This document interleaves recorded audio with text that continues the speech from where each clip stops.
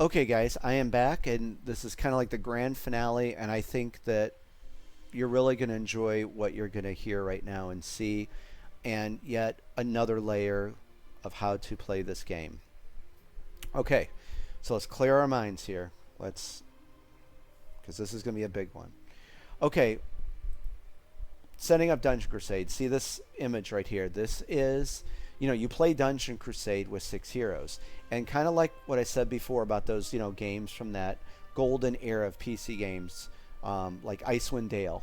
I love that. I love that game. Baldur's Gate and Ultima, like the Black Gate and Warriors of Destiny, all that stuff.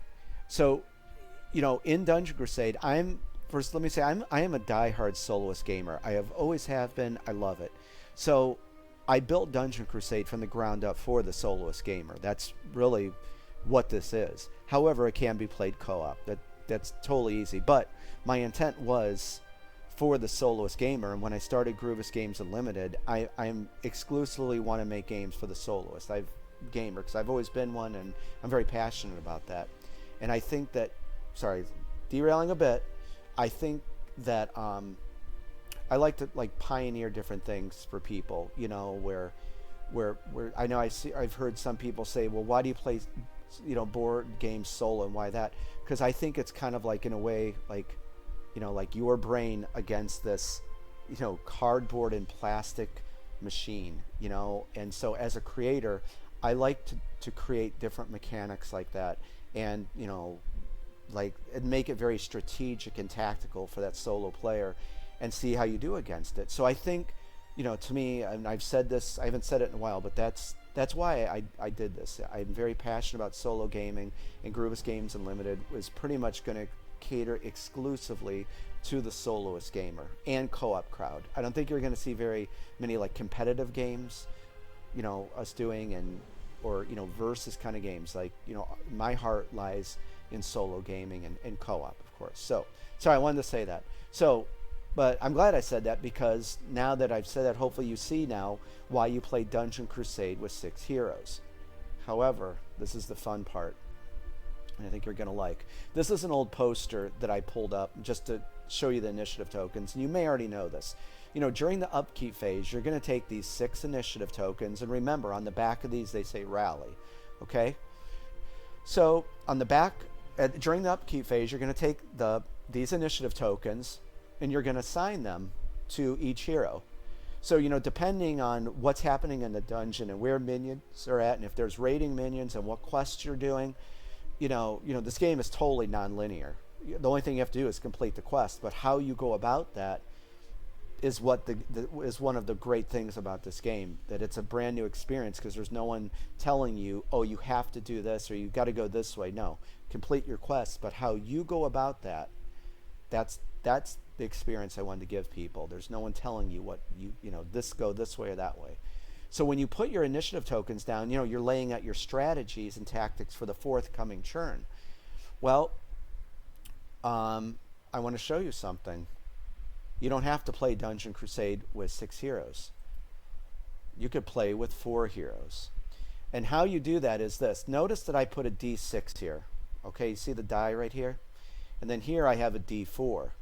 A lot of the cards in the game and the mechanics, let's go back to this, are going to say roll a D6, for randomly selecting a hero, since you have 6 heroes. A lot of the encounter cards actually, will make reference to that. And this is, again, what I was talking about, a very simple modification to the game so you could enjoy Dungeon Crusade how you would like to play it. And, right, we're going to pop something in, one of my little pop-in technology things when we talk. So keep that in mind. There's a lot of cards that might say, roll a d6 for randomly selecting a hero. So the simple mod right out of the box is, anytime it says that, say you want to play with 4 heroes, okay. Every time you see a d6, you're going to use a d4.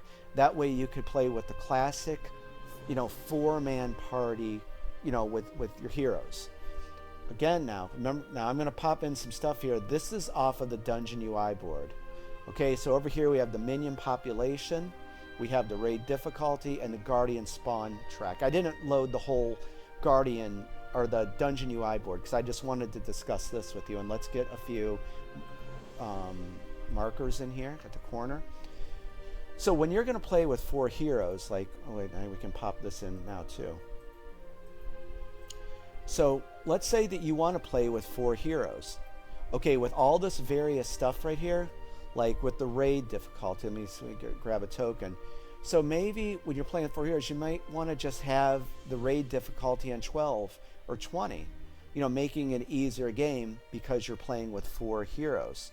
So then maybe for the Guardian spawn track, you want to keep that up at like 19 or 20, meaning Guardians won't be spawning in for a while. And then lastly, over here with the minion track, this is the track that we discussed. Remember over here on the scenario page, we were discussing minion population. Well, now you can see the track. Actually, go back to that. So maybe like since you're running only 4 heroes, maybe you just want that at 7.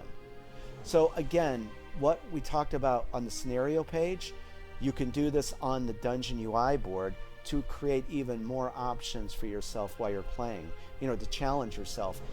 Now, if you notice, this minion population track far exceeds what's over here.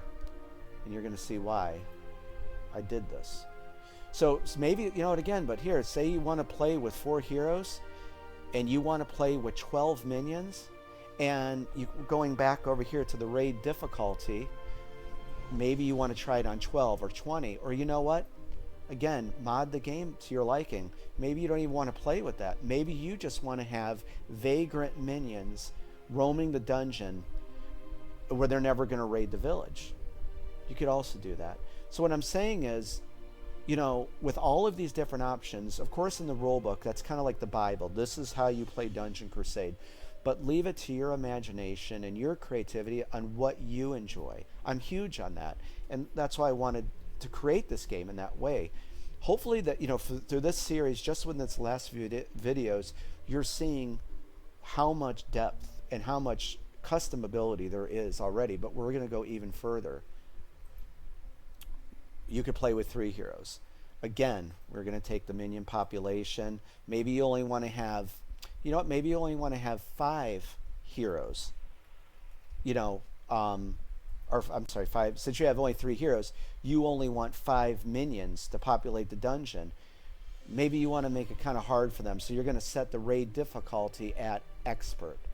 And then for the Guardian spawn track, maybe you are going to have, here, let's go back here. Maybe you only want to have 1 Guardian spawn per quest table. Oops, I just gave you a glimpse of what's coming up. Sorry about that. Hopefully you didn't see it, or you're going to rewind to see it, but we're getting to it. So, you know, maybe you wanted the Guardian spawn track to be at 13, where you're only going to have 1 Guardian spawn. So again, that is how you can customize Dungeon Crusade. So you can play with 3 heroes, you can play with 4 heroes, you can play with the standard 6 heroes. So right there out of the box, there's tons of ways that you can play. That's one of the surprises. And I'm going to stop, and this will be the last video. We're going to come back and we're going to talk about the thing that I just kind of teased. You're not going to want to miss this. Stay tuned. I'll be right back for our final video today.